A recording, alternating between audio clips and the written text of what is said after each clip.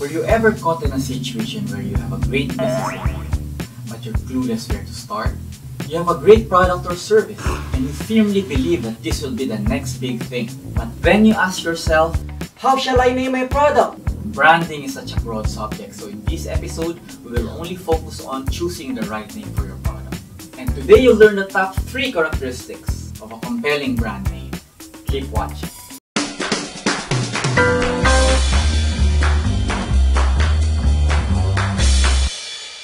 Hi, I'm Jovel Cipriano.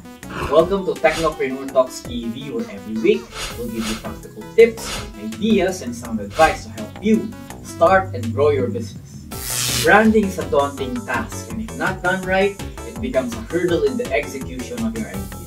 Choosing a name requires an exhaustive research and usually consumes a lot of time, just like choosing a name for your newborn baby. Unless of course you're from Cairo. Inspired by the role of social media in the January 25 revolution in Cairo's Tahrir Square, an Egyptian couple named their firstborn daughter Facebook. I can imagine who are the guests of Facebook on your first birthday party. Google? Enough! Now let's get serious. Brand name is the most powerful piece of messaging. It is also one of the most ubiquitous components of any branding program. I recently read about some research conducted by the Japan Economic Times, and the research reveals that out of 139 marketing professionals, majority of them says that the brand name is the most important element in any brand name, more important than the slogan and the logo. Moreover, according to Al Rice, a world-renowned author and a marketing strategist, your name stands alone on the internet, so you'd better have a good one. Now let's get into it. Number 1. Limit your name under 10 characters, preferably 6 to 7 characters only. Of course, there will be exceptions. This is not carved in stone. There are some great brands that are longer than 10 characters, like the National Geographic, Harley Davidson, Coffee Bean and Tea Leaf, Network Solutions. If you notice over time, these long brand names figure out a shorter version for their names via abbreviation or the use of acronyms. Shorter names are ideal for so many reasons. Easy to remember, easy to type when people search in Google, easy logo placement in advertising mediums, and so on. Now let's dig deeper. Number 2. Remember USSR. Unique, easy to say, easy to spell, easy to remember. Now let's take unique. It's a noisy world, and we are bombarded with more than 300 messages a day.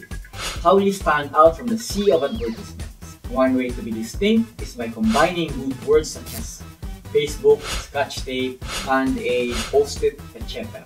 Portmanteau is a combination of 2 or more words into one word. Some well-known brand name portmanteaus are Microsoft, Coupon, and Amtrak. You can also tweak and blend words like Netflix, Pinterest, Kleenex, Twitter, Krispy Kreme. You can also use abstract names, the likes of Xerox, Zipper, Jacuzzi, Velcro, Pacer, Kraft. This became big brand names.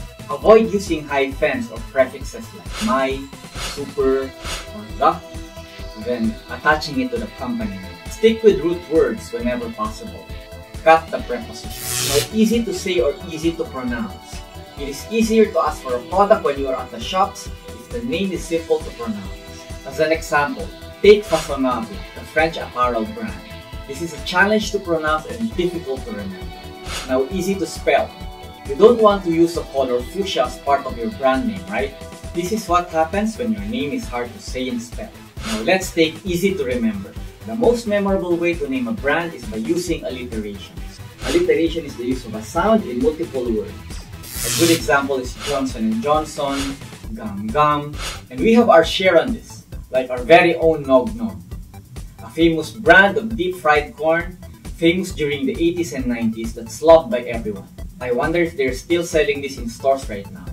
These are ingenious ways of creating a brand using alliterations. Number 3. A brand name must have no negative connotations. Here are some words when translated to another language or used in any other form may connote a different meaning. So make sure you choose a name that's not offensive to others. Example, Procter & Gamble launched a new soap in the US named Drek. Drek sounded like a German word for dirt and a 4-letter expletive that cannot be published elsewhere. In Japan, automakers marketed the Mazda Laputa. Unfortunately, this brand name will not sell to any Spanish-speaking countries, where Laputa means prostitute. Similarly, during the 1950s, there's a Swedish car magazine named Fart. Fart is a Swedish word meaning speed. Though it's okay in Sweden, this will cause considerable embarrassment when the magazine goes international. You should also consider all possible translations. Coca-Cola was first phonetically written in Chinese as Kekukela, which means bite the wax, tadpole. Pen Island, when used as a domain name, becomes penisland.com. This is not acceptable and will be considered obscene to others. Be careful. Alright, there you have it.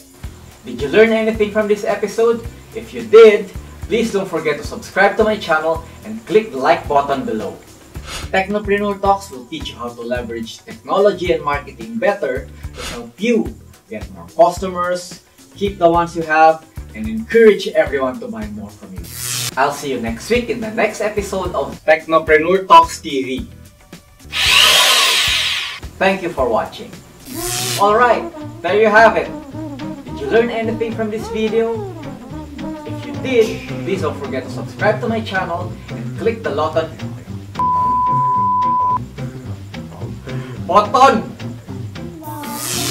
Holy cow, this is so funny.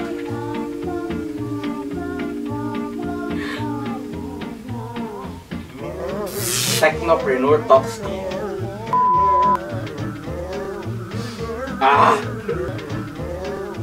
Ulit.